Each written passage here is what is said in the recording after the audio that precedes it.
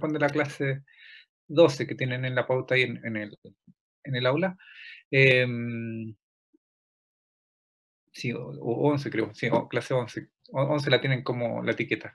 Ya, entonces están, estos solo serían los cuatro aspectos que vamos a ver en términos de metabolismo de proteína. Vamos a ver el ciclo del nitrógeno, luego la síntesis y catabolismo de proteínas, síntesis y catabolismo de bases nitrogenadas y ciclo de la urea. ¿Sí? Ya. Entonces, en términos, cuando hablamos de catabolismo, nos referimos a uno de los aspectos del metabolismo. Metabolismo tiene dos aspectos, uno que se llama anabolismo y el otro se llama catabolismo. Catabolismo es cuando voy degradando cosas, cuando tengo moléculas complejas y voy a degradarlas hasta llegar a moléculas simples como dióxido de carbono, oxígeno, etcétera, agua. Y el anabolismo es lo contrario, cuando hago la biosíntesis o síntesis de estas moléculas complejas a partir de precursores simples. Entonces, la síntesis es básicamente el anabolismo y el catabolismo, como les digo, es el otro aspecto del metabolismo. Lo vamos a ver en términos de proteínas, es decir, cómo degradamos proteínas hasta llegar aminoácidos y precursores incluso más simples, y luego cómo sintetizamos proteínas a partir de precursores simples. Bueno, eso lo habíamos visto algo de eso cuando veíamos la expresión de proteínas eh, a nivel de génico, ¿no? A partir de RNA mensajero y lectura en el ribosoma. Y vamos a ver también el anabolismo y catabolismo de las bases nitrogenadas, que son las que componen los ácidos nucleicos, tal como vimos en nuestra clase de ácidos nucleicos. Ciclo de la urea, básicamente el que permite degradar ciertos compuestos que se generan principalmente en el catabolismo de bases nitrogenadas. Se genera urea, ácido úrico, y que necesita excretarse en la orina, entonces eso es mediado a través de este ciclo que llamamos ciclo de la urea. Y ciclo del nitrógeno es con el que comenzamos, que básicamente nos dice cómo va ingresando la fuente de nitrógeno a nuestro organismo. Necesitamos de alguna manera que ingresen y consumir ciertos alimentos que nos permitan obtener fuentes de nitrógeno, compuestos que tengan nitrógeno. Entonces, lo primero está el ciclo del nitrógeno, que abarca en primera medida la interacción que hay entre vegetales, organismos que se encuentran en el suelo y el aire, ¿no? En el aire tenemos nitrógeno, recuerden que hay oxígeno, pero también gran cantidad de nitrógeno. Entonces, el nitrógeno que está presente en la atmósfera, en el aire, es el nitrógeno molecular. ¿Sí? La fórmula molecular del nitrógeno es en el aire es N2, ¿no? Son dos átomos unidos entre sí. Eh, y ese es el nitrógeno molecular, el que está presente en el aire, el que respiramos. Ese nitrógeno molecular está compuesto, como les digo, por dos átomos de nitrógeno y la unión es a través de tres enlaces covalentes. ¿Sí? Es un triple enlace. Por tanto, ese triple enlace le confiere a este nitrógeno molecular, a este N2, mucha estabilidad. ¿Sí? Es demasiado estable, entonces, por tanto, cuando una molécula es muy estable, se dice que es inerte, ¿no? Entonces, no, cuando decimos que no es inerte, que es muy estable, no es muy reactiva, es poco reactiva. Y entonces a veces nos sirve que sea tan inerte porque nosotros necesitamos ir sintetizando algunas moléculas más complejas a partir del nitrógeno. Por tanto, este nitrógeno que está presente en el aire, que es el nitrógeno molecular, necesita de alguna manera ser transformado, que le ocurra alguna reacción química para que se transforme en algunas otras cosas que nos puedan ser más útiles. Por tanto, este nitrógeno molecular, al llegar al suelo, se absorbe por ciertos organismos que están presentes ahí, principalmente bacterias. Estas bacterias que absorben ese nitrógeno presente en el aire lo van a hacer reaccionar, tienen enzimas particulares que hacen que se transforme, que reaccione el nitrógeno molecular y se transforme en amoníaco. ¿Sí? El amoníaco es ese NH3, ¿sí? Esa es la molécula de amoníaco. Esa molécula de amoníaco está en equilibrio con el ion amonio. ¿Sí? Ven ustedes que NH3 y NH4 más difieren que el amonio tiene un protón más, ¿no? Entonces hay un equilibrio de protonación del amoníaco para que se transforme en el ion amonio. Bien, entonces los organismos que hacen esta reacción, donde el nitrógeno molecular, el N2, se transforma en nitrato, eh, perdón, en amoníaco, en NH3, esos son los organismos o bacterias que conocemos como procariontes fijadores del nitrógeno, ¿sí? Entonces la fijación del nitrógeno consiste en eso, en transformar el nitrógeno molecular a amoníaco y luego a amonio mediante estos microorganismos, estas bacterias que tienen estas enzimas particulares que logran hacer eso. Em, Luego, este amoníaco, bueno, también el nitrógeno puede sufrir otra transformación entonces, en vez de cambiarse o de transformarse a amoníaco, ahora se transforma a nitrato y nitrito. ¿Sí? Y es lo mismo, son organismos también especializados en estos procesos que tienen enzimas particulares que logran hacer esta reacción, en donde el amoníaco que venía de los otros organismos, ¿no? De la fijación del nitrógeno, ese amoníaco pasa a estos otros organismos y lo transforman ahora a nitrato, que es este NO3 menos, y a nitrito, que es este NO2 menos. ¿Sí? Entonces nitrato y nitrito, y este proceso ahora se llama nitrificación. ¿Sí? Y los organismos que catalizan ese proceso, es decir, estas bacterias que tienen estas enzimas que logran hacer esa reacción, esos organismos se llaman los procariontes nitrificantes. ¿Sí? Son las bacterias nitrificantes. Eh, Bien, y luego para completar el ciclo, recuerden que los ciclos tenemos que volver a la parte inicial, entonces estos compuestos, los nitratos y nitritos, también logran pasar a otros organismos presentes en el suelo, y esos organismos, estas otras bacterias, logran hacer el proceso contrario, en donde estos nitratos ahora vuelven a ser nitrógeno molecular, ¿sí? Son enzimas que están presentes en estas bacterias, que logran hacer reaccionar el nitrato y nitrito para que vuelva a transformarse en nitrógeno molecular, el N2. Y este nitrógeno molecular es liberado al medio y así completamos el ciclo, ¿no? Esas bacterias que hacen ese proceso, esa última reacción, se llama procariontes desnitrificantes. Bien, entonces ahí completa el ciclo y ven ustedes que las vegetales son los que están al medio y que van a ir absorbiendo todas estas cosas. En el fondo, el nitrógeno molecular no lo absorben directamente porque, como les digo, es muy inerte, no es muy reactivo, entonces no les sirve mucho. Y por tanto, lo que absorben las plantas son básicamente los otros compuestos. El amoníaco, que se genera aquí en la fijación del nitrógeno por estas bacterias fijadoras de nitrógeno. Entonces, ese amoníaco que se genera es absorbido por las raíces de las plantas. También las plantas logran absorber el nitrato y el nitrito que se genera en este otro proceso, en el proceso de nitrificación. Entonces, básicamente por ahí es donde ingresa estos compuestos nitrogenados a las plantas. ¿Bien? Entonces ahí se completa, como les digo, este es el ciclo llamado ciclo del nitrógeno. Entonces, nitrógeno molecular en el aire, va al suelo, se fija a través con bacterias que son fijadoras de nitrógeno. Entonces este proceso se llama fijación de nitrógeno, se genera el amoníaco que está en equilibrio, bueno, con el amonio. Este amoníaco o amonio ingresa a las raíces de la célula, o sea, de las plantas. Luego está el proceso de nitrificación, que el amoníaco se transforma en nitrato y nitrito. Estos nitratos y nitritos también son absorbidos por las raíces de plantas. Y luego estos nitratos y nitritos son transformados por otras bacterias en nitrato molecular y vuelve hacia el aire.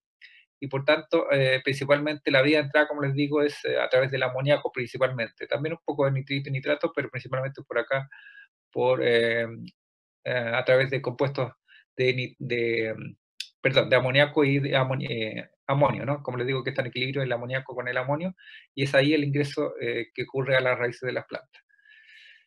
Entonces, con lo que tenemos acá a la derecha, básicamente lo mismo que tenemos acá a la izquierda, solo que aquí está en forma más esquemática, y aparecen de hecho algunos de los nombres de las bacterias que están catalizando estos procesos. Entonces tenemos acá nitrógeno molecular del aire, lo mismo que teníamos acá. Eh, entonces va al suelo y genera el amoníaco. Bueno, acá aparece como amonio, porque como les digo, esto siempre está en equilibrio con el amoníaco, amonio, siempre están en equilibrio. Entonces, básicamente ahí está la fijación del nitrógeno. Las bacterias que generan esta fijación, ahí aparecen, ¿no es cierto? La Klebsiella, Azobacter, el Rhizobium, son bacterias que hacen este proceso de fijación del nitrógeno para transformar el nitrógeno molecular a amonio o amoníaco, como les digo, está en equilibrio siempre. Y luego, bueno, tenemos la nitrificación, que es formación de nitrato y nitrito. El nitrato está más oxidado que el nitrito, ¿sí? Tiene un oxígeno más. Entonces, este proceso que va desde amonio a nitrato, todo esto, esta vía que aparece acá a la izquierda, es un proceso de oxidación del amonio. Entonces, correspondería al brazo de la nitrificación. Y ahí aparecen las bacterias que catalizan esto. Son nitrosomonas en el caso de formación de nitrito, nitrobacter en el caso de oxidación hasta llegar a nitrato. Nitrato, como les digo, puede desnitrificar y llegar a amonio, a nitrógeno molecular, tal como veíamos acá en estos procarientos desnitrificantes. Y acá, como les digo, en el ciclo del nitrógeno, la puerta de entrada principal, acá parece que también es el nitrato nitrito, pero la puerta principal es básicamente acá, con el amoníaco en equilibrio con el amonio, y este amonio, al ingresar a las raíces, va a ser la fuente de todos los compuestos que están compuestos por nitrógeno. ¿Sí?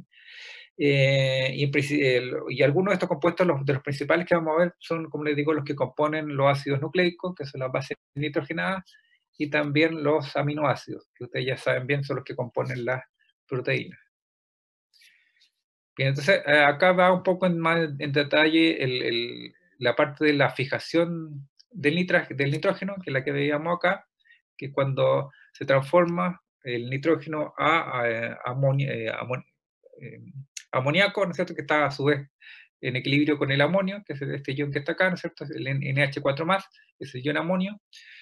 Entonces, como les digo, lo que aparece acá en esta diapositiva es justamente aquello en donde el nitrógeno se transforma en amoníaco, que a su vez, como les digo, está en equilibrio con este ion amonio, entonces también aparece como amoníaco y también aparece como amonio. Aparece de ambas formas en los ciclos del nitrógeno. Esta fijación del nitrógeno, como les digo, ocurre por microorganismos presentes en el suelo, principalmente estas bacterias, como les mencionaba.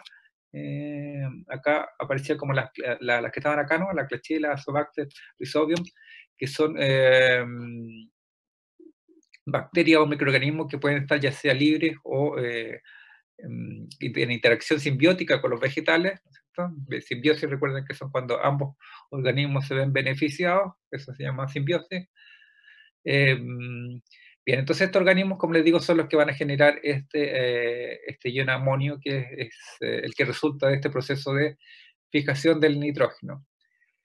Bien, entonces luego esto se absorbe en las raíces de las leguminosas, que son las plantas, ¿cierto?, que van a absorber este amonio, este ion amonio, este NH4+, por bacterias que están adosadas, ¿no es cierto?, a las raíces de estas leguminosas. Y las raíces, una vez que ya ingresan a las plantas, es procesado por este complejo, que es el complejo enzimático que llamamos complejo enzimático nitrogenasa, en donde son dos reacciones acopladas, dos enzimas que están actuando ahí en ese complejo enzimático nitrogenasa, que es la dinitrogenasa y la dinitrogenasa reductasa.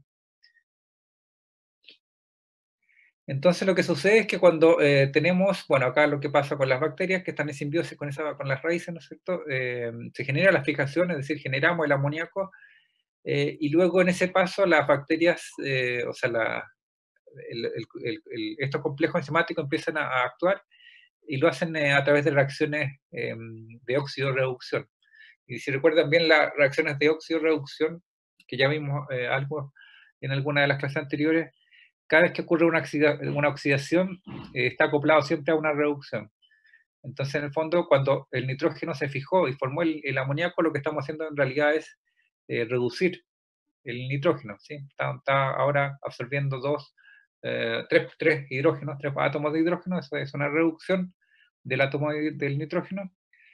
Entonces esa reducción está acoplada con un proceso de oxidación, en donde la enzima dinitrogenasa, que está reducida en un principio, se oxida, ¿sí? Y queda como dinitrogenasa oxidada. Entonces esta oxidación de esta enzima está acoplada ahora con la reducción de esta otra enzima, de la dinitrogenasa reductasa, que está oxidada en un principio y se reduce, ¿sí? En ese paso se gasta energía, se gasta un ATP, ¿sí? Cuando gastamos ATP, ¿no es cierto?, lo llevamos a ADP más fosfato inorgánico, que siempre cuando aparece el PI quiere decir fosfato inorgánico, es decir, separamos el último fosfato del nucleótido. Trifosfato, recuerden que esto del ATP es un nucleótido trifosfato, tiene 3 fosfatos. Y ahí en esa reacción de reducción, luego está acoplada a otra reacción que está al revés, ¿no? Es la opuesta, entonces ahora es una oxidación. ¿Sí? Pasamos de una flavodoxina reducida a una flavodoxina oxidada. Y finalmente esto lo recibe la última reacción redox, en donde la piruvato flavodoxina oxidorreductasa va a ser finalmente la que va a transformar el piruvato con la coenzima, es decir, estos dos sustratos, y va a generar estos dos productos, que es el acetil-CoA y el dióxido de carbono. El acetil-CoA es el que ingresa finalmente a las rutas metabólicas que permiten generar mayor cantidad de ATP, que son básicamente la glicólisis y bueno, el ciclo acetil-CoA es principalmente el punto de entrada en el ciclo de Krebs. Entonces el ciclo Krebs permite ir generando gran cantidad de ATP y principalmente de cofactores reducidos que son el NAD, NADH y NADPH, y son los que van a generar en última medida ATP. Bien, acá aparece la asimilación del nitrógeno, que es justamente asimilación. Cuando hablamos de asimilación del nitrógeno, nos referimos a aquella incorporación del nitrógeno del amonio a moléculas orgánicas en forma de grupos aminos, tal como les comentaba, el ingreso desde la fijación que ocurría en las bacterias, cuando ocurría esta formación de amonio, y ese amonio ahora ingresa a las raíces de estas leguminosas y forman estas reacciones químicas que van a generar estos compuestos como el acetil-CoA, que van a hacer la entrada hacia rutas metabólicas que permiten ir obteniendo mayor cantidad de ATP, de energía química. Ya, un sistema también en el que se incorpora este amonio para ser transferido a estas rutas metabólicas es a través del sistema glutamina sintetasa y glutamina sintasa. Son un sistema que permite la asimilación correcta del amonio a las células que componen, ¿no es cierto?, las plantas, ¿no? Y desde ahí estos compuestos nitrogenados son transferidos, como les digo, a otras rutas metabólicas y principalmente lo hacen a través de catálisis por enzimas que llamamos tan especializadas en transferir grupos aminos recuerden son el grupo NH2. Entonces estas enzimas las llamamos las transaminasas, ¿sí? Logran catalizar reacciones de transferencia de grupos aminos de un compuesto a otro. Bien, entonces acá lo de arriba, bueno, aparece también nuevamente el ciclo del nitrógeno, ¿sí? Ya sabemos bien, nitrógeno molecular pasa a amonio o amoníaco, acá aparece como amonio, por fijación del nitrógeno por estas bacterias, ¿no es cierto?, que es el punto de entrada a los vegetales a través de la asimilación del nitrógeno, y que como producto final puede formar glutamina, aminoácidos y otras moléculas de compuestos nitrogenados, ¿sí? Eso ocurre a través de esta asimilación que les mencionaba, que le llamamos así, de esa manera cuando ingresa el amonio a estos vegetales. Y después, bueno, acá lo otro ya lo saben ya, que va a formar nitritos también cuando se oxidan, que este nitrito, este nitrato, y bueno, está el regreso nuevamente para formar el nitrógeno molecular, que es liberado al ambiente, y así completamos el ciclo del nitrógeno. Bien, aquí continuamos con este proceso que llamamos de asimilación, dando algo más de detalle. El nitrógeno, bueno, lo habíamos visto lo que ocurría acá con las plantas, ¿no? Cuando hacían simbiosis con estas bacterias que estaban adosadas a las raíces. Pero ahora ya cómo nos llega a esa fuente, estos compuestos nitrogenados a los organismos, a los seres humanos. Nosotros como seres humanos ingresamos estos compuestos nitrogenados a través de nuestra dieta, ¿sí? Entonces básicamente son proteínas las que tenemos que ir consumiendo siempre en nuestros alimentos.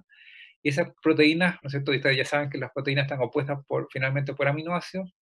Entonces, cuando la proteína logra degradarse en el estómago o intestino, cuando ocurre la digestión, esto finalmente, esos aminoácidos que componen las proteínas son absorbidos por bacterias en el tracto intestinal, Y finalmente esas bacterias logran generar los esqueletos carbonados con nitrógeno que necesitamos para ir sintetizando nuevamente proteínas al interior de la célula. Hay dos enzimas que son clave en este proceso de asimilación del nitrógeno en el cuerpo humano, en el ser humano, es la glutamato deshidrogenasa y la glutamina sintasa. ¿Sí? Y en esos casos, bueno, que se encuentra, como les digo, principalmente en humanos para hacer esta asimilación de compuestos nitrogenados.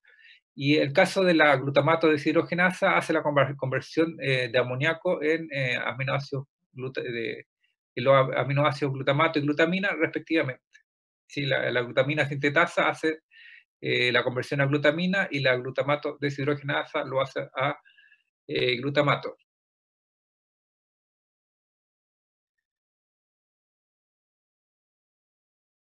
Bien.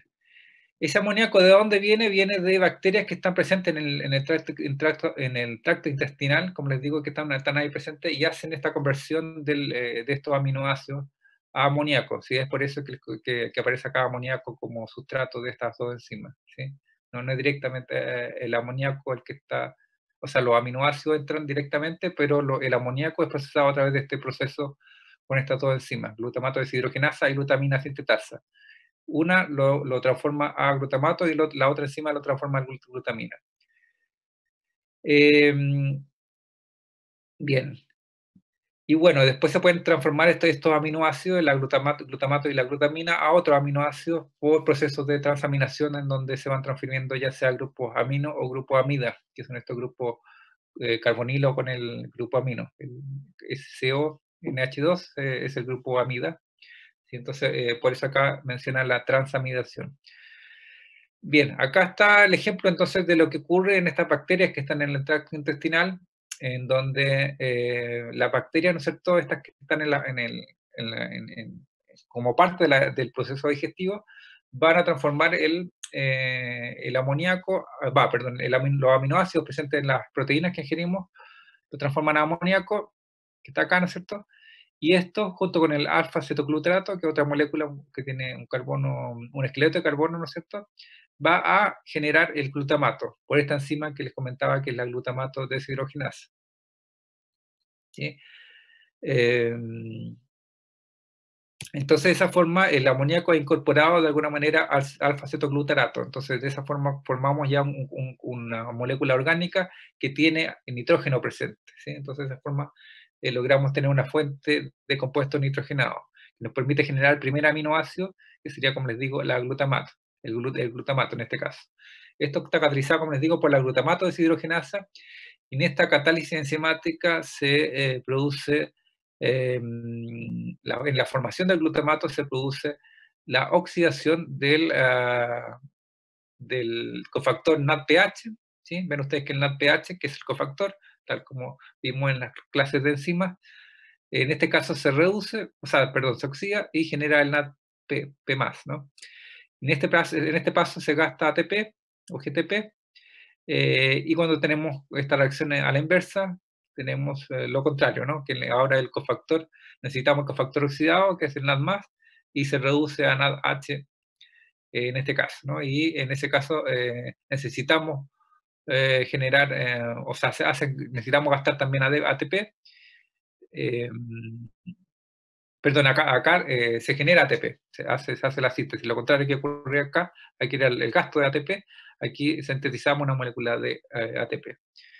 Bien, entonces esta es la entrada, como les digo, en el organismo humano. Por estas bacterias del tracto intestinal generan glutamato a partir de este proceso catalizado por esta enzima, que es la glutamato deshidrogenasa, en donde el amoníaco se incorpora a esta molécula con carbono para generar el primer compuesto nitrogenado que corresponde a este primer aminoácido, que es el glutamato. ¿Qué pasa con ese glutamato? Una vez que entra, puede transformarse en glutamina. ¿Sí? La glutamina, bueno, que ustedes ya saben que podemos en código de 3 letras, la GLN, ¿sí? Se puede codificar de esa forma la glutamina. Esta reacción está catalizada por la glutamina sintetasa, y en esa reacción ocurre un gasto de ATP, ¿no? El ATP, cuando gastamos un ATP, ¿no es cierto?, pasa a ADP más fosfato inorgánico.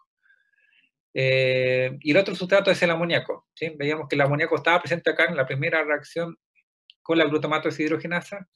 Acá también participa el amoníaco proveniente de estas bacterias del tracto intestinal. Eh, Van a reaccionar con ese glutamato para formar esta glutamina, ¿sí? En un paso. Podemos hacer también lo contrario, ¿no? Generar de nuevo el glutamato a través de la glutamina, y acá lo hacemos con otra enzima que la llamamos, que es la enzima que es la glutaminasa, ¿sí? Que rompe la glutamina para transformarla a glutamato y separarla del amoníaco, ¿sí? Básicamente la reacción inversa, pero como las enzimas son tan específicas que en este caso, cuando hacemos la reacción directa, está catalizada por una enzima, y cuando hacemos la inversa, está catalizada por otra enzima, que en este caso es la glutaminasa. Esto siempre va ocurriendo de esta manera porque en el fondo se necesita regular la cantidad de amonio presente en el cuerpo humano, en el ser humano, básicamente en el citosol y en el torrente sanguíneo. No conviene tener mucho amoníaco porque el amoníaco es el donor de protones, y juega un papel importante en el equilibrio ácido-base, y por tanto puede afectar grandemente el pH sanguíneo, como bien explica acá el texto acá en la diapositiva. Y también el amoníaco también es regulador de los ciclos en rutas metabólicas principales, como son el ciclo Krebs, que son el ciclo final en la degradación de glucosa, eh, y en otras enzimas que son parte de estas rutas metabólicas. Entonces no conviene tenerlo en gran cantidad y por tanto debe ser regulada, y este sistema permite transportar el amonio en forma segura, sea a través de glutamina o de glutamato, ¿sí? Entonces a eso nos referimos como cuando hablamos de transporte del amonio, ¿sí? Entonces el amonio se transporta ya sea mediante glutamina, ¿sí? Cuando formamos glutamina con glutamato que reacciona con el amoníaco, es una forma segura de transportar ese amoníaco. Aquí tenemos, a ver, claro, aquí viendo el detalle nuevamente cómo se van absorbiendo estos aminoácidos cuando los ingerimos a través de la dieta. Bueno, ya sabemos, esta diapositiva nos indica que las proteínas están formadas por aminoácidos. Eso ya lo sabemos de nuestra clase de proteínas, ¿no? Que están formados por cadenas de polipéptidos. Estos polipéptidos están formados por aminoácidos unidos por enlaces peptídicos. Acá tenemos uno de los aminoácidos, ¿cierto? Que tiene el carbono alfa, que es el central. A un lado tiene el grupo amino, al otro lado tiene el grupo carboxilo, ¿sí? Este grupo COOH, que es un grupo ácido carboxilo. Y el carbono alfa tiene al R, que es el grupo radical o la cadena lateral, básicamente, del aminoácido, que va a ser el distintivo, el que va a distinguir un aminoácido de otro. Bien, este aminoácido, ¿no es cierto? Una vez que degradamos la proteína, a veces, como les digo, hay proteínas que tienen más de una cadena polipeptídica, eso lo vimos también, que son las que tienen estructura cuaternaria. Entonces, cuando las absorbemos en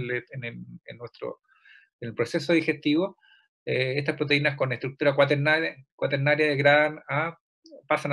pierden su estructura cuaternaria, pasan a terciaria, luego a secundaria, y finalmente quedan como aminoácidos libres. Primero tripéptidos, dipéptidos, y luego como aminoácidos libres que son absorbidos por las bacterias del tracto intestinal. Entonces, es justamente lo que mostramos acá en esta diapositiva. Acá tenemos parte del tracto digestivo, tenemos eh, acá la parte de cuando llegan las proteínas que ingerimos en nuestra dieta. Primero pasan, ¿no es cierto?, en el estómago. Acá hay ciertas enzimas que están actuando, como es el caso de la pepsina. Esta pepsina logra de alguna manera ir rompiendo algunos de estos enlaces presentes en la proteína, los enlaces, por ejemplo, de disulfuro, etcétera, y van formándose polipéptidos grandes, que vienen de las proteínas, ¿no es cierto? Se generan estos polipéptidos grandes. Luego estos polipéptidos siguen partiéndose, fragmentándose aún más a través de proteasas pancreáticas. Estas proteasas pancreáticas, ¿no es cierto?, vienen como bien dice el nombre, del páncreas, son secretadas por el páncreas para ir justamente fragmentando aún más los polipéptidos que venían originalmente de estas proteínas que ingerimos. Luego estos oligopéptidos, que son estos péptidos más pequeños, ingresan a las células del tracto intestinal, del intestino delgado, que son, estas células son los enterocitos. Ustedes ven que estas enterocitos, que son estas células que recubren la pared interna del intestino, tienen estas vellosidades, que son las microvellosidades del intestino, y en estas también están presentes ciertas enzimas, que son las peptidasas de las microvellosidades, que siguen fragmentando aún más estos oligopéptidos para hacerlos aún más pequeños, y así se generan tripéptidos, dipéptidos y aminoácidos libres. Bueno, son los tripéptidos, son los que tienen 3 aminoácidos, dipéptidos los que tienen 2, y así, ¿no? Y dentro de esta célula del enterocito se fragmentan todos estos tripéptidos y dipéptidos a aminoácidos. Entonces aquí finalmente en el enterocito quedan todo lo que ingerimos como proteínas, ahora queda como aminoácidos dentro de la célula. ¿Qué pasa con esos aminoácidos? Esos aminoácidos liberan esto a la matriz extracelular y luego a la sangre, y estos aminoácidos viajan en la sangre, en el torrente sanguíneo, para llegar al hígado. ¿Sí? Viajan de la pared del intestino a través de estos enterocitos, pasan ahora a la sangre y llegan al hígado. Y es el hígado el que logra administrar de alguna forma, hace la utilización y distribución de los aminoácidos presentes en el torrente sanguíneo para distribuirlo a ciertos tejidos que requieran mayor cantidad de proteínas, de síntesis de proteínas. ¿Sí? Básicamente también lo que vemos acá es lo mismo que está acá, ¿no? Ingresan los aminoácidos por las proteínas, degradación, enterocitos, estos se liberan a la sangre y en la sangre llegan al hígado, que son los que es el órgano que finalmente va a distribuir a qué tejidos van a ser transportados estos aminoácidos para que se genere mayor cantidad de proteínas o otros compuestos, ¿no? Recuerden que las rutas metabólicas están interactuando unas con otras. Eh, Bien, el balance nitrogenado, que es básicamente lo que vamos consumiendo con lo que vamos degradando, son procesos muy dinámicos. Recuerden que todos los compuestos nitrogenados, bueno, que en este caso estamos hablando de proteínas, ya habíamos visto que son estructurales y pueden ser funcionales, están formando parte en membranas plasmáticas, pero también son funcionales. Cuando hablamos de funcionalidad, por ejemplo, son el caso de las enzimas. Entonces, bueno, están presentes en todas las funciones importantes de la célula. Entonces se están utilizando y gastando muchas veces enzimas que una vez que se utilizan gran cantidad de enzimas, luego necesitan ser degradadas. Lo mismo con las estructurales. Entonces es un proceso dinámico en donde se va sintetizando compuestos, proteínas, y también se tienen que ir eliminando proteínas. Entonces las que ingresan a nuestro organismo, bien como les mencionaba acá, por el alimento, ¿sí?, que ingerimos, que tienen estas proteínas. Entonces esa es la fuente de ingreso de estos compuestos nitrogenados de nuestra fuente de nitrógeno a través de aminoácidos, y la forma en que se van degradando las proteínas es finalmente la generación de compuestos que son los que llamamos los compuestos, los- el ácido úrico, la urea, son compuestos que son productos de degradación de estos compuestos nitrogenados y son los que van a ser eliminados en la dieta. Entonces aquí lo que muestra que el balance nitrogenado es básicamente la diferencia entre ambos procesos, ¿no? Del nitrógeno ingerido a través de las proteínas que consumimos, menos el nitrógeno eliminado, que se elimina a través de estos compuestos, ácido úrico y urea, que se secretan en la orina. Entonces, la diferencia entre ambos se mantiene constante para que este balance nitrogenado se mantenga constante, o sea, lo que se ingiere es igual a lo que se elimina. ¿Sí? Bien, aquí ya empiezan a aparecer estas rutas metabólicas en donde está todo interactuando con todo, digamos, todo. Ustedes cuando vean estas rutas metabólicas, las flechitas corresponden a reacciones químicas que están catalizadas por enzimas. ¿Sí? Aquí no aparece el nombre de la enzima, pero muchas veces lo van a ver, que al lado de la flecha siempre cuando aparece un nombre es que son las enzimas que están catalizando cada uno de los pasos. Lo que aparece acá en el centro corresponde al eje central de las rutas metabólicas, que corresponde, en la primera parte corresponde a la glicólisis, que corresponde a la oxidación de la glucosa, que recuerden que la glucosa ya lo vimos en la clase de biomoléculas, es el monosacario de los carbohidratos, ¿no?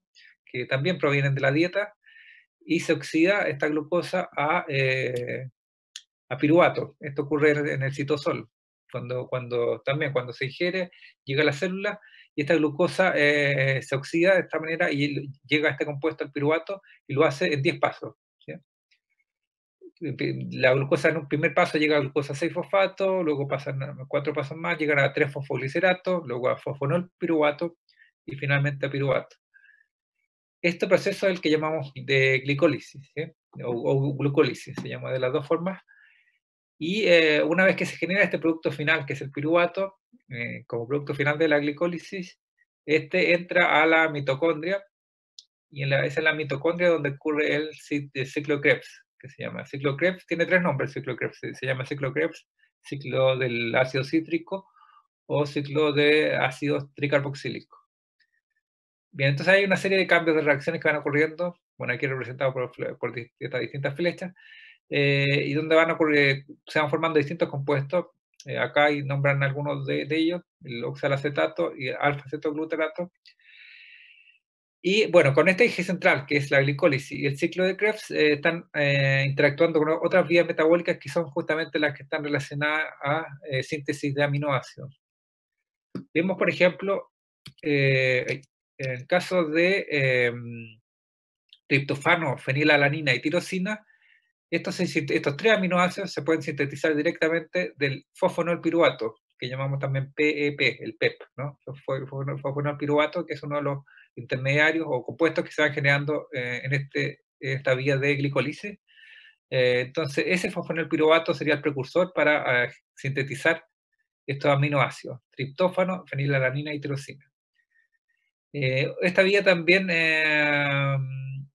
puede provenir de otro precursor que sería el 3-fosfoglicerato, ¿sí? Que hace una transformación y logra generar la eritrosa 4-fosfato, que es otro compuesto, y esta también entra a ese ciclo para generar esta otra vía metabólica para generar esos 3 aminoácidos: triptófano, fenilalanina y tirosina. ¿Sí? Si se fijan, esos 3 aminoácidos son los que tienen estos anillos aromáticos, ¿no? Bien, ¿cómo vamos generando la serina, glicina y cisteína? Es a través también del fosfoglicerato, ¿sí? Como ven ustedes, son una vía acoplada que permite, está acoplada a esta vía central de la glicólisis, que permite la síntesis de este aminoácido, que es la serina, y esta serina a su vez permite la síntesis de otros 2 aminoácidos, que son la glicina y la cisteína. En el caso de la alanina, valina, leucina e isoleucina, estas se generan a partir de piruvato como precursor. ¿Sí? En el caso de la histidina, esta viene de que utiliza como precursor al glucosa 6-fosfato, que como les digo, también es otro de los compuestos que aparecen acá en la glicólisis y que pueden generar esta rama lateral que logra esta síntesis de este aminoácido, ¿no? Y también lo hace en 4 pasos, generando al final la ribosa 5-fosfato, que finalmente se genera o sintetiza este aminoácido que es la histidina. También ocurre síntesis en el ciclo Krebs, que también ven ustedes que también se van desprendiendo ciertas ramas que permiten la síntesis de ciertos aminoácidos. Del oxalacetato se sintetiza primero el aspartato, y este aspartato luego puede dar pie a la síntesis de asparagina, metionina, treonina, lisina. El alfa-cetoglutarato permite la síntesis de glutamato, glutamina, prolina y arginina. ¿Sí? Entonces son dos ramas que se desprenden o derivan acá del ciclo Krebs. La síntesis de aminoácidos es importante, y en particular nosotros podemos, como organismo, podemos sintetizar todos los 20 aminoácidos, pero hay algunos que se cuesta mucho sintetizarlos porque necesitan muchas vías, muchos pasos para lograr sintetizarlos, entonces son más caros de sintetizar. Y esos que se requiere mayor cantidad de trabajo para sintetizar, no se logran tener en una gran concentración en el organismo, en la célula, y por tanto la mayoría de esos aminoácidos necesitan ser ingresados a nuestro organismo directamente a través del alimento que consumimos. Y esos son los aminoácidos esenciales. ¿Sí? Los aminoácidos esenciales son los que necesitamos consumir porque con estas vías de síntesis de aminoácidos no son suficientes para lograr tenerlos en gran cantidad en nuestro organismo. Entonces por eso son esenciales. ¿sí? Recuerden que son 20 aminoácidos los naturales, y dentro de esos 20 aminoácidos, que son los que expresan proteínas, dentro de esos 20, algunos de ellos son esenciales y otros no esenciales. Entonces, básicamente aquí, cuando hablamos de esencialidad o aminoácidos esenciales, son los que son más complejos de sintetizar por vías endógenas y necesitan ser ingresados a través de la ingesta de alimentos. Y están los aminoácidos no esenciales, que estos sí son más fáciles de sintetizar, porque usualmente están en estas vías acopladas a las vías centrales, y que requieren menos pasos, ¿sí? Entonces es más fácil de tenerlos, de sintetizarlos en mayor cantidad. Entonces, justamente acá en esta tabla tenemos en las dos columnas la lista, digamos, de aminoácidos esenciales, que son los que necesitamos consumir en nuestra dieta. Como ven, muchos de estos aparecen, el triptófano, valina, histidina, aparecen también en estas rutas adosadas, que van desprendiéndose del eje central de glicólisis y ciclo-Krebs. Aparecen ahí histidina, por ejemplo, eh, leucina, bueno, ¿cuál era? Triptófano, valina, etcétera, van apareciendo también, es decir, se pueden ir sintetizando, pero el problema es que es caro sintetizarlas porque son rutas más largas, más complejas, y por tanto necesitamos ingresarlos directamente en nuestra dieta. Es por eso que se llaman esenciales, ¿sí? Entonces ahí está la isoleucina, leucina, lisina, metionina, fenilalanina, treonina, triptófano, valina, histidina, arginina. Esto también lo habíamos visto en la clase de proteínas. Los aminoácidos que es más fácil de sintetizar es alanina, tirosina, aspartato, cisteína, glutamato, glutamina, lisina, prolina, serina, asparagina. Estos son los aminoácidos que son los aminoácidos no esenciales. Bien, entonces los esenciales, como les digo, es necesario consumirlos porque de otra manera podemos caer en un déficit de esos aminoácidos y esto puede producir problemas de salud, ¿ya? Tal como acá lo mencionamos. Bien, acá es como un resumen, o sea, también esta tabla resume un poquito lo mismo que les dije anteriormente, que están los aminoácidos esenciales y no esenciales, y algunos de estos aminoácidos acá vienen, mencionan acá en esta tabla, o sea, lo señalan los precursores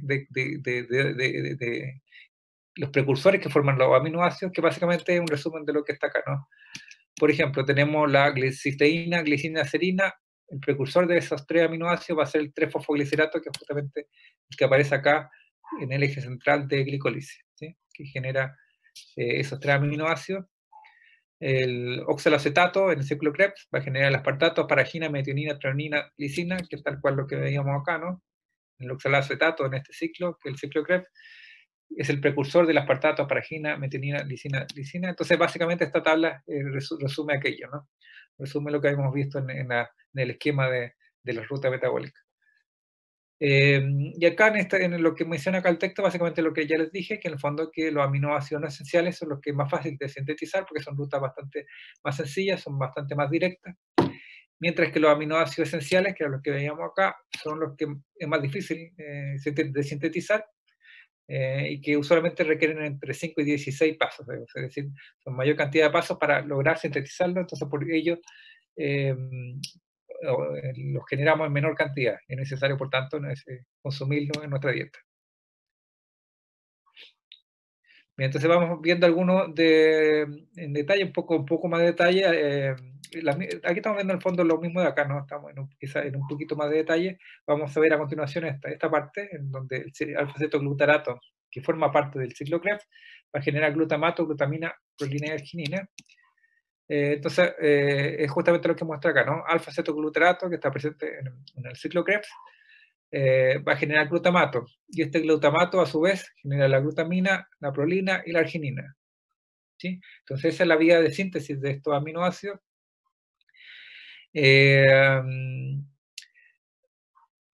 Sí, entonces el glutamato que se genera directamente desde el alfa-cetoglutarato genera la glutamina en este paso, que esto ya lo habíamos visto, cómo genera glutamato-glutamina es a través de la incorporación del amonio que reacciona con este glutamato y genera la glutamina.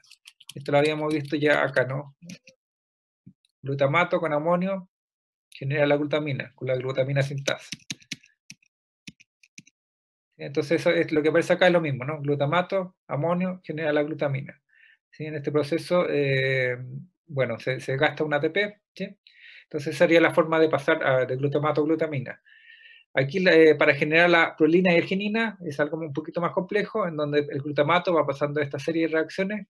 Entonces, en esta ruta metabólica llega acá este compuesto, que es el glutamato semialdehído, y aquí se produce una ramificación. Ven ustedes que este compuesto para generar en una rama va a este ciclo, y en la otra rama va acá a la síntesis de la prolina. Entonces, después de esta ramificación de este compuesto, se genera la pirrolina 5-carboxilato y que genera la prolina, ¿sí? Por otro lado, en la rama que entra al ciclo, entra acá a este ciclo, y en este ciclo se produce la síntesis de la arginina.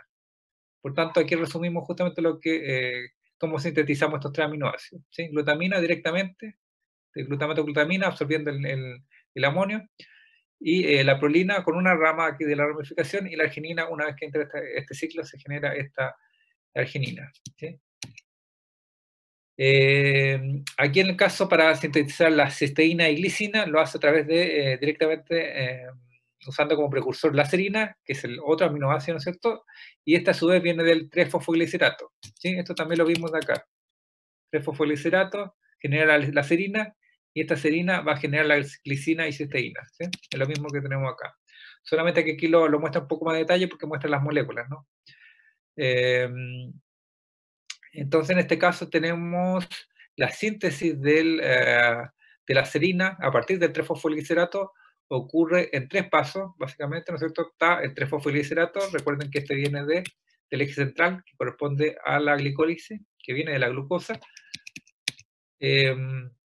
genera el fosfonol piruvato, ¿sí? Básicamente está oxidando esa molécula o sea, ese grupo hidroxilo acá, ese alcohol, lo oxida, forma el carbonilo.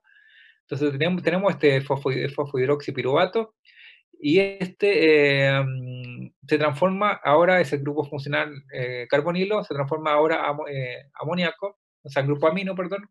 Es decir, en vez de carbonilo ahora tenemos un grupo amino, y ese compuesto ahora es la fosfoserina, y esta fosfoserina pierde el grupo fosforilo y logra generar la serina.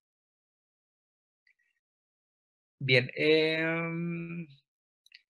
claro, en este caso ustedes ven que cuando pasa acá, en este paso, cuando estamos hablando de este paso, ¿no? De la fosfolisirato a serina, que se dan en estos tres pasos, ven ustedes que acá es fácil porque aquí se oxida, forma el carbonilo, y aquí eso se transforma a amino.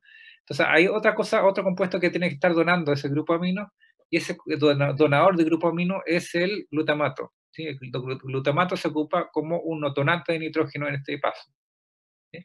Entonces viene el glutamato, dona el grupo amino, y de esa forma generamos esta fosfoserina que finalmente logra sintetizar la serina.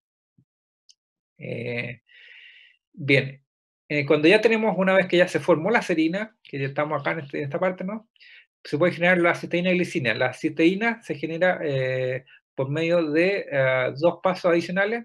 Acá ustedes ven que la serina reacciona con una homocisteína, y esta homocisteína básicamente lo que va a hacer es transferir su grupo sulfidrilo. Sulfidrilo es este grupo SH, finalmente logra transferirse a la serina y logra generar la cisteína. Bueno, ustedes que la cisteína es básicamente lo mismo que la serina, pero ahora tiene grupo sulfidrilo, o sea, anexado, ¿sí? Y eso, bueno, lo hacen dos pasos, ya que se genera como intermediario la cistacionina, que es básicamente el compuesto unido completo entre la homocisteína y la serina, y se genera finalmente la cisteína y también este otro compuesto que es el cetobutirato. Entonces esta vía es la que vemos acá, la síntesis de la cisteína, ¿sí? En dos pasos después de la serina. Y la formación de la otra, que la glicina, es en un paso, ¿sí? Ven ustedes que la serina directamente en un paso logra generar la glicina, ¿sí? Entonces ya vimos ahí el detalle de esa parte. Vemos ahora la ruta que nos permite generar asparagina, metionina, lisina y treonina. Estos cuatro aminoácidos vienen directamente desde el apartato, que a su vez viene desde el oxalacetato. El oxalacetato venía del ciclo de Krebs, que estaba acá, ¿sí? Estamos viendo esta parte, ¿no?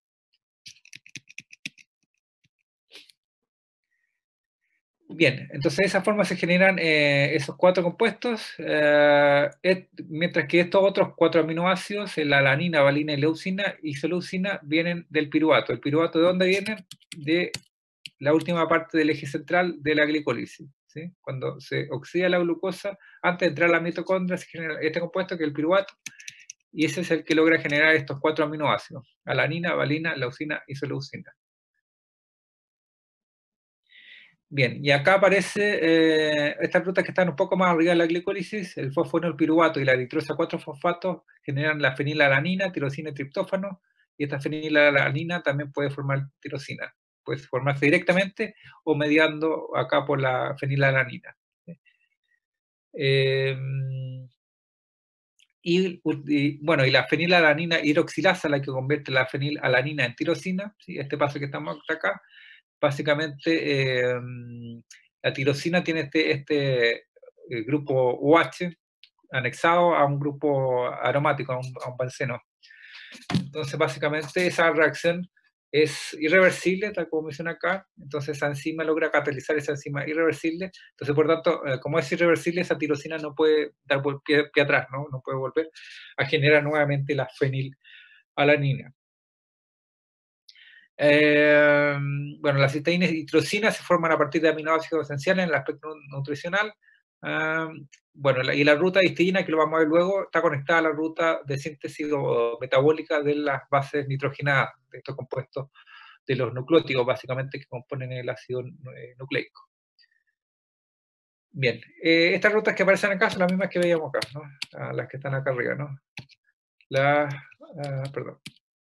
La histidina, generándose la ribosa 5-fosfato, que en 4 pasos venía desde la glucosa 6-fosfato, que era justamente el compuesto del segundo paso, del primer paso de la glicólisis, ¿sí? El eje central acá que muestra este diagrama. Bien. Ven ustedes que van interactuando muchas vías con otras vías, siempre así en las rutas metabólicas, pero básicamente cuando uno va sintetizando los distintos aminoácidos, estos distintos compuestos aminoácidos, de alguna manera tienen que ir regulándose. No podemos estar sintetizando estos aminoácidos en cantidades sin límite, ¿no? Tiene que tener un límite hasta qué punto podemos ir sintetizándolos.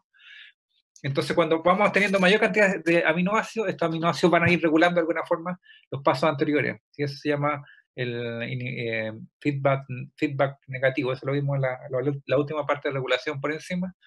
Vimos ese tipo de regulaciones que llaman por retroalimentación negativa o feedback negativo, en donde básicamente cuando vamos sintetizando los distintos aminoácidos, triptófano, histidina, etcétera, cuando tenemos gran cantidad de aquellos aminoácidos, estos mismos van y viajan y logran inhibir a la enzima de los pasos iniciales de la ruta metabólica. ¿Sí? En este caso, por ejemplo, la glutamina sintetasa. ¿Sí? Recuerdan, la glutamina sintetasa es la que permite pasar de glutamato a glutamina con la adición del amoníaco, ¿no? Que es lo que veíamos acá. Glutamato más amonio genera la glutamina. Y esto está catalizado por la glutamina sintetasa. Entonces es aquí, en este paso, donde es el paso principal de regulación en las rutas de síntesis de aminoácidos. Entonces, cada vez que tengamos gran cantidad de aminoácidos, estos viajan y van a inhibir, se unen a esta enzima, la glutamina sintetasa, y la inhiben. ¿Sí? Es por eso que aquí todas estas rutas de inhibición, ven que terminan acá con una X en rojo, significa que la están inhibiendo ese paso. ¿Sí? Es ahí cuando produce esta ruta de regulación por feedback negativo. Bien, eso era por lo que respecta a la síntesis de los distintos aminoácidos. Ahora vamos a ver las rutas que se preocupan ahora de las bases nitrogenadas, que son la otra parte, ¿no? Habíamos visto ya los aminoácidos que van a formar las proteínas. Ahora la síntesis de las bases nitrogenadas que van a formar los ácidos nucleicos. Aquí tenemos las bases nitrogenadas que ustedes ya vieron también en su clase de ácidos nucleicos. Tenemos adenina, guanina, timina, citosina, uracilo. Son dos grupos principales. Tenemos las bases pirimídicas, que son estas tres acá en esta fila de acá abajo: la timina, la citosina, uracilo, con la letra C, T, U, cuando lo ven en el código genético, ¿no? Aparecen de esa forma.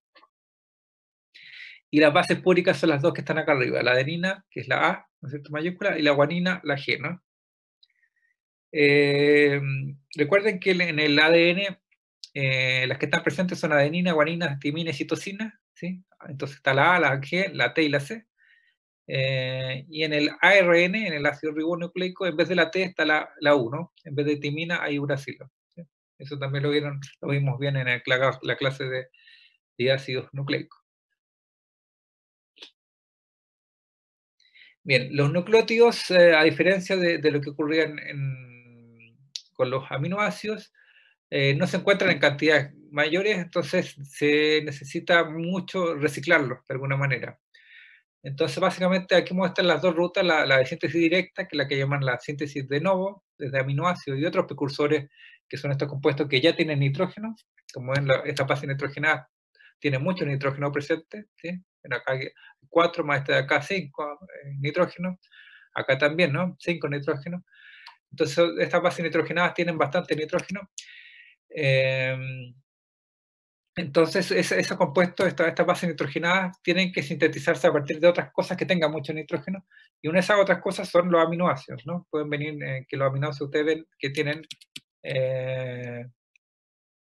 grupos aminos, ¿no? Tienen, por el hecho de tienen el carbono alfa, siempre unos grupos aminos al lado, y el carboxilo, entonces tienen siempre grupos nitrogenados. Y la otra forma, aparte de la síntesis de nuevo, a partir de aminoácidos, es a través de la recuperación o reciclación, básicamente, de nucleósidos o nucleótidos que se hayan degradado anteriormente. Entonces, básicamente lo que muestra acá, ¿no? Que la dieta básicamente lo que nos entrega son coenzimas y otras proteínas que coenzimas también nos pueden entregar grupos nitrogenados. Y también nos pueden dar nucleócidos y nucleobases, que básicamente la dieta, recuerden ustedes que nos están entregando todas las biomoléculas que hemos visto en la dieta. Cuando consumimos alimentos, estamos consumiendo básicamente carbohidratos, lípidos, proteínas y ácidos nucleicos también. Entonces, por eso acá la dieta nos puede entregar nucleócidos y nucleobases, y estos nucleócidos y nucleobases van a ser utilizados para generar nuevos nucleótidos, ¿no es cierto? Entonces, el primer nucleótido que se genera en esta vía de recuperación son los ribonucleótidos. Los ribonucleótidos son los que van a formar el ARN, ¿no?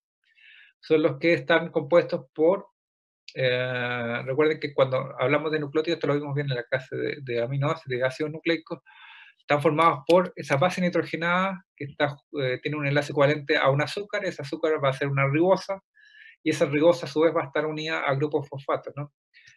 Esos son los ribonucleótidos.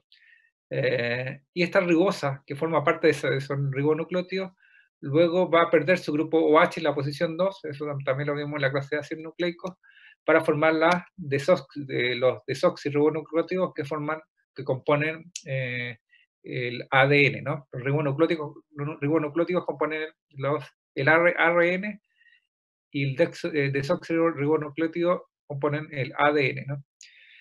Y entonces sería la vía de recuperación, y la vía de síntesis directa o de novo sería a través de aminoácidos presentes de otras rutas de síntesis como las que vimos anteriormente, ¿no? Estas rutas de síntesis generan aminoácidos, y esto también se puede utilizarse directamente para la síntesis de novo de estos ribonucleótidos, ¿sí? Entonces vienen de dos ramas, ¿no? La síntesis directa de aminoácidos o recuperación por nucleósidos consumidos en dieta. Productos de esta ruta metabólica se producen a veces compuestos que están nitrogenados y que necesitan excretarse, como el caso del ácido úrico y la urea, que se tienen que eliminar de alguna forma para no aumentar la acidez en el torrente sanguíneo. Entonces se tienen que eliminar, y lo hacen a través de la excreción en la orina. Mientras acá vemos un poco más de detalle el esqueleto, cómo se van formando directamente ambos grupos, ¿no? Las purinas y las pirimidinas. ¿Sí? Las purinas eran las dos de arriba, ¿no? Y las pirimidinas las tres de abajo. Entonces vamos primero con las purinas. veíamos que los aminoácidos, o sea, los nucleótidos, las bases nitrogenadas pueden generarse directamente por aminoácidos, y es justamente lo que vemos en esta diapositiva. Eh, Vemos que el esqueleto que está, por ejemplo, en este caso, de una base nitrogenada, están los nitrógenos presentes, ¿no? Están estos dos nitrógenos acá en este otro anillo, y cada uno de esos átomos de nitrógeno están cedidos o los dona cierta aminoácido en particular, ¿sí? Ese nitrógeno presente en esta base nitrogenada proviene de un aspartato, por ejemplo. Esa glicina que aparece en este otro anillo de la base nitrogenada proviene de una glicina. El formato aporta con el carbono, este otro formato con un carbono, y el dióxido de carbono acá con este otro carbono. Bien, en cuanto a la ruta metabólica de síntesis de la purina, tenemos acá la que muestra acá el diagrama acá. Aquí básicamente la ruta termina, a ver, veamos. Claro, termina acá, ¿no? En AMP y GMP, ¿sí? Recuerden que estos son los nucleótidos monofosfatos de las bases que contienen estas dos bases nitrogenadas, las que están acá arriba, que son las bases púricas, ¿no? La adenina y la guanina. Estas están unidas a la ribosa, ¿no es cierto? Y luego al fosfato, y esos corresponden a un nucleótido monofosfato, ¿sí? A la AMP, que es la adenosina monofosfato, o al GMP, que es la guanosina monofosfato, ¿sí? Entonces, básicamente, esta ruta nos indica la ruta de síntesis de esos dos, ¿no? De esos dos nucleótidos monofosfatos, el AMP y el GMP. Entonces, como ven, en la ruta final, en la última parte hay una ramificación, el precursor, el último compuesto generado en esta rama central es el IMP. ¿Sí? Este IMP se conoce como el nucleótido inosina monofosfato, ¿sí? Inosina monofosfato o IMP sería entonces el precursor directo del AMP y el GMP. Ahora, ¿de dónde viene este IMP, este inosina monofosfato? Viene de acá inicialmente del PRPP. Esta sigla corresponde a fosforibosil pirofosfato, ¿sí? Por eso se llama PRPP. Y este PRPP, que es el precursor en la ruta de síntesis de esta purina, viene a su vez de la ribosa 5-fosfato. Esta ribosa 5-fosfato ya la encontramos en las rutas de eje central de acá, ¿no? Que aparecen en las rutas centrales de glicólisis y de ciclokrebs. Ya, entonces ahí tenemos ribosa 5-fosfato, que es la que encontramos en glicólisis y que anexa acá con esta ruta de síntesis de purina. Y acá, bueno, acá van apareciendo estas rutas de regulación. Ustedes ven que las rutas centrales aparecen acá con flecha azul, pero luego aparecen las flechas segmentadas que indican básicamente vías de regulación, ¿sí? Ustedes que el AMP, cuando ya sintetizando en mucha cantidad, ya empieza a ser inhibidor de esta enzima que está acá, ¿no? Por eso aparece acá terminando en una X, la está regulando negativamente, ¿sí? Mayor concentración de AMP inhibe esta enzima de este paso, que da la adenilato succinato sintetasa, por ejemplo, se inhibe. Lo mismo pasa acá, con la regulación negativa por parte del GMP, en este paso, y acá también hay inhibición a este paso, ¿no? En este paso del PRPP, el fosforibosil pirofosfato, cuando pasa a este otro compuesto, ¿sí? También ocurre ahí la regulación. Acá tenemos la ruta metabólica de síntesis para el otro grupo de bases nitrogenadas, de las pirimidinas, de estas que están abajo, que es la citosina, timina, uracilo. Y acá lo mismo, básicamente terminamos acá con el UTP, ¿no? UMP, acá generamos AMP, GMP, aquí necesitamos generar el UMP, que es el uracil monofosfato, ¿sí? De este, ¿no? Uracil, junto con la ribosa y con un grupo fosfato, forman el UMP. ¿Sí? Cuando adhieren un fosfato más con la unión de un ATP, o sea, cuando dona un ATP el grupo fosfato, y tiene dos grupos fosfatos, lo llamamos uracil difosfato. Este genera el UTP, uracil trifosfato, y este uracil trifosfato logra transformarse en un CTP, que tiene el otro grupo, la otra base nitrogenada, que es la citosina. Entonces, este es el citosil trifosfato, que es el CTP.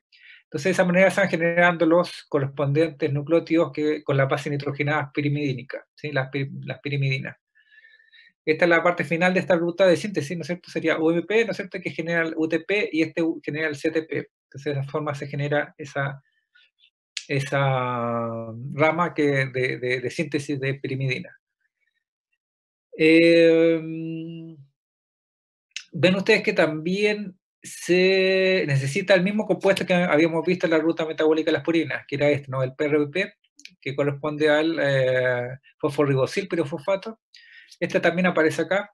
Ven ustedes que aparece el PRBP, pero acá aparece de diferentes formas en el fondo, porque en el fondo lo que hace el PRBP, este fosforribosil pirofosfato, es adicionarse a otra molécula, a otro compuesto, que es el orototato. Orotato. Este orotato se adiciona a esta otra molécula, al fosforribosil pirofosfato, y forman el OMP, ¿sí? Que correspondería al el primer nucleótido sintetizado, tal cual como ocurre acá con el IMP, que era la inosina monofosfato. Acá ocurre lo mismo. El primero va a ser el OMP, ¿sí? La llamamos de otra forma, que es la orotidina 5' monofosfato, OMP, ¿sí? Y eso, como les digo, viene de la adición directa del orotato con este PRPP, que es el fosforribosil pirofosfato. Bien, una vez que ya se generan los ribonucleótidos, tal cual como mencionábamos acá, se pueden generar los desoxirribonucleótidos, los que forman los, los, los nucleótidos para el ADN, a través de la pérdida del OH o, o reducción directa del carbono 2 de la ribosa, ¿sí? Se pierde el OH básicamente en la posición 2, ¿sí? Tal cual lo habíamos visto en la clase de ácido nucleico. Ven acá que, al igual que lo que sucede acá, siempre la ruta, las flechas en grande, digamos, nos muestran las rutas o ramificaciones de la ruta metabólica, y las segmentadas nos van mostrando cómo se va regulando. Acá lo mismo, salvo acá que hay regulación negativa, que es la que muestra acá en rojo, que por ejemplo el OMP logra inhibir negativamente a la enzima en este paso, ¿no? Aquí está el aspartato transcarbamilasa, se inhibe negativamente cuando hay mayor concentración de UMP, si hay un feedback negativo. También hay feedback positivo. Ven ustedes que ahora hay flechas también que están de regulación en verde, y que terminan, en vez de una X, terminan en un triángulo ahí en verde. Este quiere decir que es una regulación de feedback positivo, ¿sí? O sea, a mayor cantidad de ATP aumenta la actividad de esta enzima, de este paso en particular, ¿sí? Eso lo vimos también en la clase de regulación enzimática, ¿sí? Entonces aquí está presente feedback negativo y está el feedback positivo, y son formas de regulación de estas vías. Bien.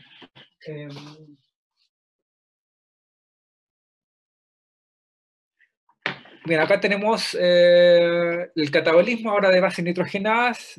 Nos van a generar el ácido úrico, y este ácido úrico no sirve para ir generando mayor cantidad de compuestos nitrogenados, sino que lo necesitamos excretar de alguna manera, y eso se hace a través de la excreción a través de la orina.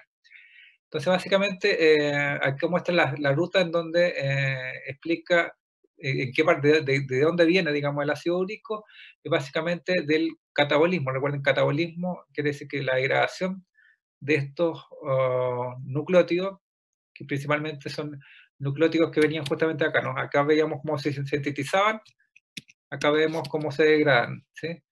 Se degradan, el GMP pierde sus dos fosfatos, fosfato beta y fosfato gamma, es decir, libera este PPI, que quiere decir pirofosfato inorgánico, genera la guanosina, ¿sí? La guanosina es la base nitrogenada sola, ¿no? Junto con el azúcar, con la ribosa, se llama la guanosina. Esta guanosina libera el azúcar y queda como guanina, es decir, con la base nitrogenada sola, y la base nitrogenada, la guanina, va a generar la xantina con esta enzima, con este paso de catálisis, y esta xantina da pie a la generación de este compuesto que les mencionaba, que es el compuesto residual, digamos, el que se necesita excretar en orina, que es el ácido úrico. Acá tenemos, en vez del GMP, tenemos la ruta que viene ahora del AMP, ¿sí? En vez de guanina, ahora tenemos el nucleótido con la adenina. Aquí nos devolvemos hacia atrás, generamos el IMP, estamos devolviéndonos. Ven usted, adenina, AMP, nos generamos el IMP, esta inosina monofosfato. Lo que vemos acá pasa de AMP a IMP, esto estamos viendo el catabolismo, y también al final liberan el azúcar y quedan como adenosina. Esta adenosina logra transformarse finalmente en hipoxantina, y esta hipoxantina también converge acá en la formación de hexantina, que es el precursor directo del ácido úrico. ¿Sí? Esas son rutas de catabolismo. ¿Sí? La contrario que habíamos visto acá, esta ruta de síntesis, esta es ruta de catabolismo. ¿Sí? Cómo se degrada y genera el compuesto final de excreción, que es el ácido úrico. Acá es lo mismo, en vez del catabolismo de GMP y AMP, es con la otra base nitrogenada. Recuerden que el AMP viene formándose con la adenina, el GMP el GTP con la guanina. Ahora vamos a ver la ruta de catabolismo de estas tres, que es la que aparece acá.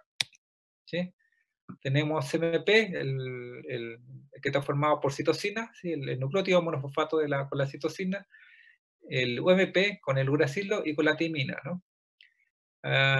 Y acá vemos las rutas de catabolismo, cómo van degradándose y terminan en la formación de malonil-CoA y de metilmanolil-CoA. Estas rutas terminan en aquello, y en los pasos de catabolismo también se va generando, están acoplados a estas rutas de reducción-oxidación del cofactor NADPH, y ahí también se genera ion amonio, ¿sí? Y este ion amonio estimula la síntesis de urea, tal como menciona acá la diapositiva. Este ion amonio que está formando parte de estas rutas, o está acoplado a estas rutas de catabolismo, aparte de generar malonil-CoA y metilmanolil-CoA, van a generar amonio que estimula la síntesis de urea, que también necesita eliminarse al igual que el ácido úrico. Bien, eso es entonces las rutas catabólicas de las bases nitrogenadas de estos nucleótidos.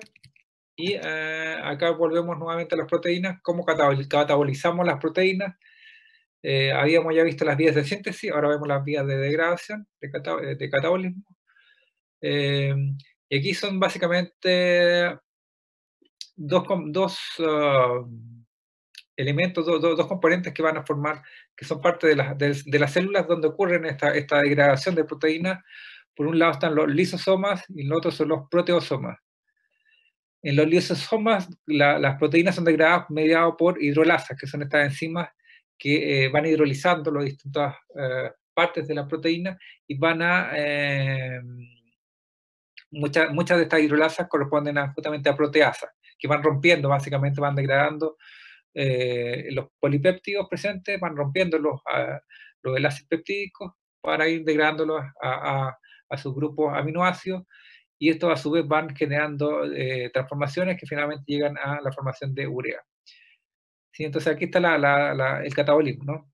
Proteínas se degradan los lisosomas con las proteasas, generan los aminoácidos, y estos aminoácidos ya pueden ser reciclados para formar proteínas nuevas, otras moléculas, ¿no es cierto? Mismo, varias de ellas, habíamos visto los nucleótidos que también vienen pueden formar, los nucleótidos también pueden estar formados por aminoácidos, ¿sí? Pueden venir de rutas de síntesis de aminoácidos.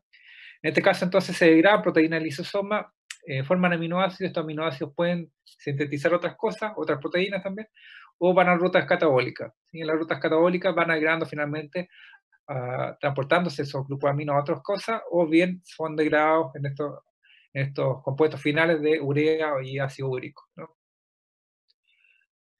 Y eso es parte, digamos, de este proceso dinámico. Es por eso que hay que mencionar que las proteínas también, como les mencioné esto anteriormente, se sintetizan y degradan todo el rato lo mismo, y por tanto necesitan ir recambiándose, y estos recambios o degradación de estas proteínas ocurre a través de estos mecanismos, lisosoma, y el otro es el proteosoma. Este proteosoma también va a ser algo parecido a lo que ocurría en lisosoma, pero en este caso va a ser más específico porque va a degradar proteínas que están marcadas previamente. Estas proteínas marcadas previamente son proteínas que finalmente sufren una modificación covalente, ¿sí? Recuerden ustedes, en la clase de regulación de enzimas vimos también aquello, y una de esas modificaciones covalentes era la ubiquitinación, ¿sí? En donde una ubiquitina venía, que la ubiquitina es un polipéptido, que se une a una proteína en particular y la marca para señalarle a la célula que necesita ser degradada. Entonces esas proteínas ubiquitinadas son las que viajan al proteasoma, en donde ahí están presentes estas proteínas que van a ir degradándolas. Estas enzimas que degradan generan los péptidos y estos péptidos a su vez generan los aminoácidos. ¿Sí? Son dos rutas, entonces degradación, lisosomas o proteasomas. ¿Sí?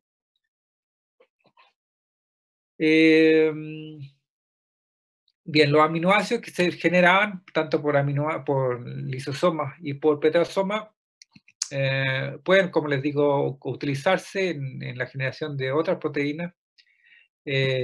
Y es por ello que los aminoácidos, cuando están como aminoácidos libres ya presentes, eh, deben desaminarse, deben traspasar su grupo amino para proporcionar el esqueleto, para liberar el esqueleto carbonado sin el grupo amino. Y aquí, como por ejemplo muestra el caso de un aminoácido, ocurre una transaminación en donde el grupo amino es transferido a un compuesto carbonado, ¿no es cierto? Entonces vemos que el grupo amino viaja de acá y genera este otro compuesto carbonado, que sería en este caso glutamato, sería otro aminoácido. Y este aminoácido ya entra a este ciclo que llamamos el ciclo de la urea, en donde se va generando este compuesto que necesita ser eliminado, ¿sí? En la orina, ¿no? La urea. Entonces, la entrada a esto es a través del glutamato, que genera este 2-oxoglutarato y genera a su vez el aspartato, que da pie a la formación de la urea. Bien, entonces, por tanto, esta degradación o grupo o vía de catabolismo de la proteína está dividida, digamos, en dos partes. La separación primera de transferencia de este grupo amino, que ocurre a través de la transaminasa. Entonces sería la primera fase del catabolismo de proteína. Y luego viene la degradación de lo que va a quedar, ¿no? Del grupo, del esqueleto carbonado sin el grupo amino, y es lo que llamamos el catabolismo de la cadena carbonada. ¿Sí? Esa es la segunda fase de catabolismo de la proteína.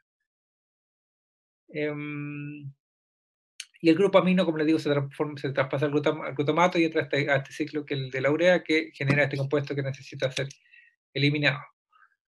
Acá tenemos algo parecido, el resumen de eso, pero básicamente estas cosas ya las vimos, cómo se van anexando al ciclo de Krebs, las distintas cosas.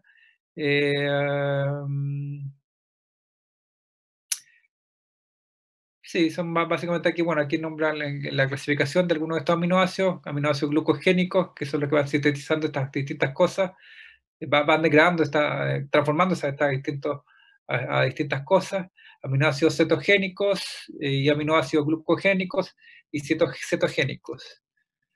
Básicamente, acá muestra el balance, que siempre tiene que haber un balance en cuanto habíamos hablado del balance del nitrógeno, que era fuente de nitrógeno eh, con la eliminación de compuestos nitrogenados, tienen que estar siempre en balance. Entonces básicamente es lo que muestra acá la diapositiva, con los distintos procesos que nos entregan los compuestos nitrogenados y los que los van eliminando.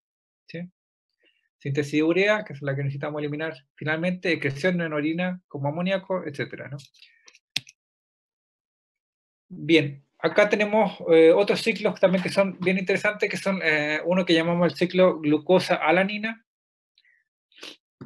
y este también es importante en el organismo, que son básicamente el transporte de compuestos nitrogenados, y finalmente logra la excreción también del nitrógeno a través de la urea. Este ciclo glucosa-alanina es el siguiente, es en el músculo esquelético, bueno, y no solamente en el tejido esquelético, sino que en otros más. Aquí lo muestran el ejemplo en tejidos de tejido muscular, perdón. Tejido muscular ocurre la degradación o oxidación de la glucosa a piruvato. Esto ocurre a través de la glicólisis, que eran los 10 pasos que generan este compuesto que llamamos el piruvato, que puede entrar luego al ciclo Krebs para que se genere moléculas de ATP.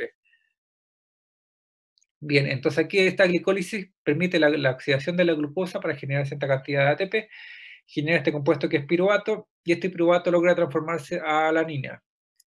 ¿Sí? Y esta alanina, que como ustedes ya saben es un aminoácido, este aminoácido se libera a la sangre, al torrente sanguíneo, y viaja a este órgano que es el hígado, ¿no? En el hígado ingresa la alanina y la alanina logra transformarse a piruvato. Esta transformación es catalizada por la alanina aminotransferasa. ¿Sí? Ven ustedes que la alanina se transforma a piruvato y este piruvato sufre el proceso contrario a lo que sucedía acá, ¿no? Que aquí el proceso era de glicólisis, ¿sí? Donde la glucosa oxidaba y se formaba el piruvato.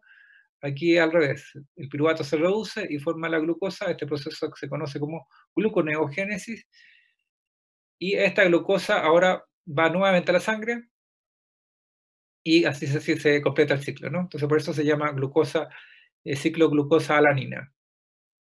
¿Sí?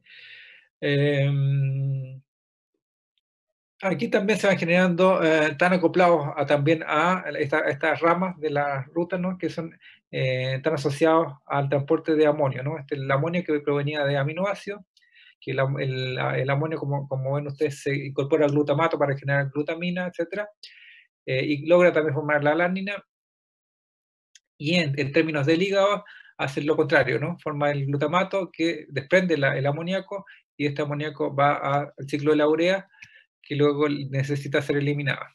Pero básicamente este es el ciclo importante: glucosa del hígado pasa a glucosa en músculo, glucosa genera el piruvato por glicólisis, piruvato forma alanina, esta alanina viaja por sangre a el hígado, la alanina se transforma a piruvato y hace el proceso inverso de gluconeogénesis y completa el ciclo.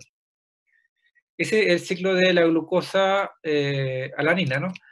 Y es el mismo que vemos acá en verde, ¿sí? Lo mismo, ¿no? Está el hígado acá, el hígado va a generar glucosa, la glucosa se va por la sangre, se libera al torrente sanguíneo, va a tejido muscular, en el tejido muscular esta glucosa sufre la glicólisis o glucólisis, en donde se genera el piruvato, este piruvato genera la alanina, esta alanina es liberada al torrente sanguíneo nuevamente, y por sangre llega al hígado, y en el hígado va a generar el piruvato. ¿Sí? Entonces lo mismo que veíamos acá, solo que está en sentido opuesto, ¿no?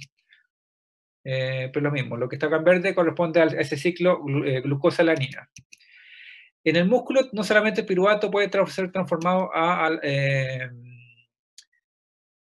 alanina, sino que puede sufrir una reacción anexa que lo lleva a transformarse en lactato. ¿Sí? Es lo que se conoce como la fermentación láctica, que genera lactato, y este lactato también hace algo parecido a lo que pasaba con la alanina, va al torrente sanguíneo, va por sangre, viaja hasta el hígado, y en el hígado este lactato hace la reacción inversa, en donde genera nuevamente el piruvato, eh, y este ciclo, y este piruvato viaja a la sangre y entra nuevamente al tejido esquelético y completa el ciclo, ¿no? Entonces sería piruvato, forma lactato por fermentación láctica en el tejido muscular, lactato viaja por sangre a hígado, en el hígado el lactato forma piruvato, y el piruvato por gluconeogénesis forma glucosa, esta glucosa viaja por sangre, llega al tejido muscular, en la glucosa en el tejido muscular hace la glicólisis, genera el piruvato y así, ¿no? Entonces ahí generamos un ciclo tal cual como ocurría con el ciclo de la glucosa-alanina. Acá ocurre lo mismo, pero en vez de alanina ahora es el lactato, ¿no? Pero hace básicamente lo mismo que hace la alanina, lo hace acá el lactato. Entonces acá están, este diagrama muestra los dos ciclos. El ciclo glucosa-alanina y este ciclo con el lactato es el que se llama el ciclo de Cori. ¿Sí? Entonces aquí están acoplados los dos: glucosa-alanina y el glucosa-lactato, que es el que llamamos ciclo de Cori. En que se prioriza uno o el otro va a depender de la cantidad de oxígeno presente. Cuando son condiciones anaerobias, cuando no hay mucha disponibilidad de oxígeno, ocurre a través del ciclo de Cori. ¿Sí? Se activa este ciclo en amarillo, ¿no? Por el lactato. Porque eso es fermentación láctica, ocurre en condiciones anaerobias, así sin disponibilidad de oxígeno, ocurre esa vía por ciclo de Cori. Bien, y la última era la excreción por urea. Les mencionaba que estaba el ciclo de la urea, acá muestra el detalle de aquello, son distintas vías, son 4 pasos en los que ocurre: transaminación, desaminación oxidativa del glutamato, transporte de amoníaco, reacciones del ciclo de la urea.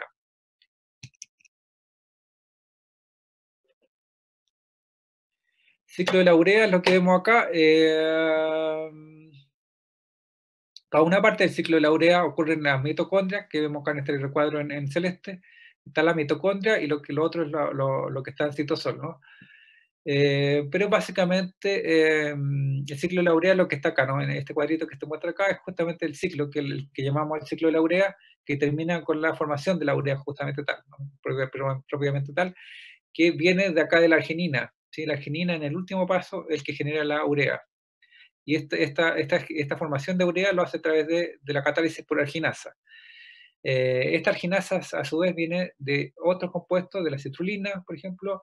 Esta citrulina es transportada desde la mitocondria, y esta citrulina utiliza como precursor de síntesis el carbamoil fosfato, que está acá.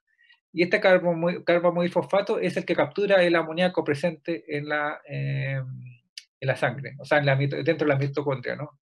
Que finalmente regula la cantidad de amonio presente en la célula, lo hace y cuando se necesita eliminar gran cantidad de amonio, lo hace a través de este mecanismo.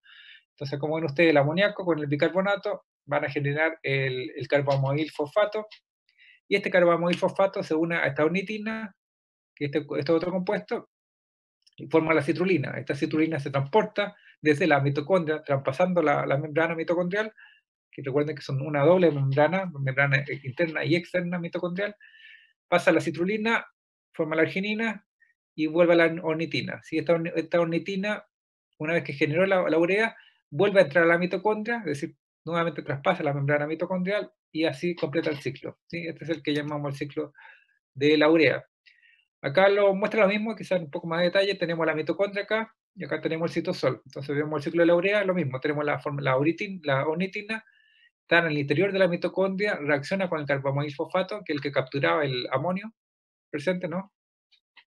Entonces ahí se une el carbamoil fosfato con la ornitina, forma la citrulina, y es ahora la citrulina la que necesita transportarse desde el interior de la mitocondria hacia el citosol. Entonces acá tenemos la citrulina ahora en el citosol, va sufriendo esta serie de reacciones hasta que llega a esta arginina, y la arginina es la que va a sintetizar la urea, tal cual como veíamos acá en la parte de abajo, ¿no? Forma la urea y regenera la ornitina. La ornitina nuevamente necesita ser transportada al interior de la mitocondria y completa de esa manera el ciclo que llamamos el ciclo de la urea. ¿Sí? Y la urea es la que necesita, como les digo, ser eliminada en la orina. La síntesis completa, por cada mol de urea necesita 3 moles de ATP, es decir, necesitamos consumir 3 moles de ATP en el proceso de ciclo de urea, se gastan 3 moléculas de ATP, y un ion amonio que venía de la formación del carbomoil fosfato y un aspartato. Acá tenemos lo mismo, básicamente. Ven ustedes que esto mismo que está acá en este ciclo es justamente también el ciclo de la urea. Ahí está la arginina, que va a formar la urea con la arginasa, ¿no? La ornitina, que está aportada al interior de la mitocondria, esto que aparece acá en la mitocondria, pero básicamente lo mismo, ¿no? Tenemos el ciclo de la urea, y acá cómo se acopla la formación del carbamoil fosfato, que venía con el amonio, ¿no? El carbamoil fosfato es el que captura este amonio presente dentro de la mitocondria.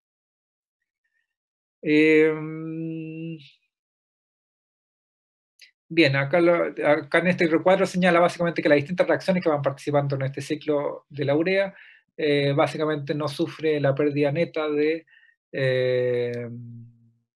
no hay ganancia ni pérdida neta de ornitina, citrulina y argenosuccinato, ¿ya? Porque básicamente las reacciones fundamentales que van ocurriendo en el ciclo, el producto de una es básicamente sustrato de la otra. Bueno, pero ese es un detalle del ciclo de este ciclo, que ocurre también en otras rutas metabólicas. Acá básicamente lo mismo, cómo se acopla el ciclo de la urea con este otro ciclo que es el ciclo de Krebs, ¿no? Es cuando hablamos de ciclo de Krebs, también se llama ciclo de los ácidos tricarboxílicos. También muestra acá la interacción de ambas cosas, muestra el ciclo de Krebs, que ocurre al interior. Recuerden que el ciclo de Krebs ocurre al interior de la mitocondria, y el ciclo de la urea ocurre parte, la mitad del ciclo de la urea ocurre en la mitocondria, ¿sí? Cuando se une el carbamoil fosfato con la ornitina y forma la citrulina, esa es la parte que ocurre dentro de la mitocondria, y el ciclo de Krebs ocurre completamente dentro de la mitocondria, y la unión entre ambos ciclos es a través del aspartato. Ven ustedes que en una parte se forma aspartato y el aspartato interacciona con uno de los compuestos acá que se generan en el ciclo de la urea y forman así la urea, y de esa forma están acoplados ambas rutas. La ruta del ciclo de los ácidos tricarboxílicos o ciclo Krebs, o también se llama ciclo del ácido cítrico, y el ciclo de la urea. ¿Ya? Ahí se acoplan ambas cosas. Bien, este es el resumen, pero ahí ustedes se los dejo ahí, este resumen ahí, pero necesitamos ver la otra parte que es la de los lípidos para completar lo que nos queda para ver antes de su solemne. Recuerden que la solemne, les repito, la tienen la próxima semana, el jueves. Le voy a dar 10 minutos, estamos a la 1:20, a la 1:30 nos juntamos, ¿ya? 1:30, 1:30 nos juntamos acá de nuevo. Les doy este recreo ahí para que aprovechen de tomar café para que alcancemos bien a ver la otra parte, ¿ya? Para que descansen un ratito. Ya, nos vemos a la 1:30.